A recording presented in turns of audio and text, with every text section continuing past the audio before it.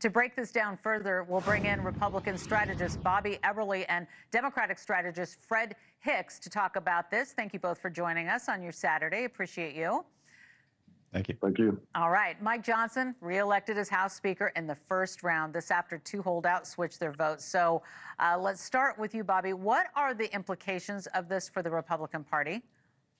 Well, it certainly was exciting, right? I was watching it every step of the way and seeing the members who had skipped, not voting no, but just skipped their place in line until a bit later. So it added to the drama because we knew Massey was going to vote no for sure.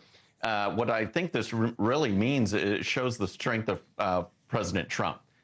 He's the one that pushed Johnson across the finish line. He's the one that exerted influence.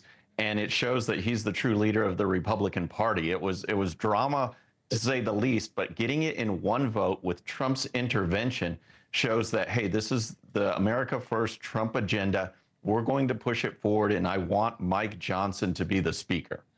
You know, the House Freedom Caucus is sending warning shots to Speaker Johnson at this point. Pennsylvania Republican Scott Perry spoke to The Hill's Blake Berman. Let's listen.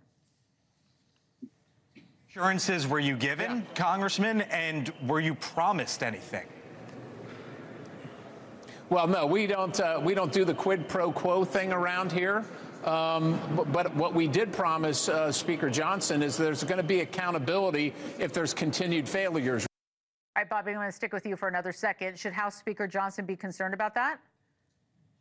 No, well, he's on notice, and I think really the bad part of Johnson through his tenure was the way he ended this last Congress with this 15-page continuing resolution. I mean, this is not what America voted for. This is not what the grassroots Republicans expect, and yet they tried to throw in good old-fashioned pork spending and call it bipartisan. I mean, there's establishment members on both parties, and that did not go over well at all. So I think he is going to be on notice. Keith Self, in particular, wanted fiscal responsibility as part of changing his vote, just assurances that Johnson would fight for these types of things. So, yeah, I think they are on notice. And once we get into this Congress, the Freedom Caucus is going to be pushing heavily.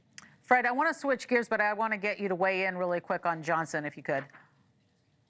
Yeah, this is really interesting. I think Bobby's right. This does speak to the power of Donald Trump and that the GOP is his party. But it also raises a question or the specter that if you do not have Donald Trump leaning in every single time there's a controversial vote, and there are going to be plenty of those, will the caucus be able to stand together? And then the other question is, how many times can he go to the well with this before people break apart for one reason or another? And so while this is definitely his party, I think as Michael mentioned in the previous segment, this might have been the easiest part of it for Speaker Johnson and as well as for President-elect Donald Trump.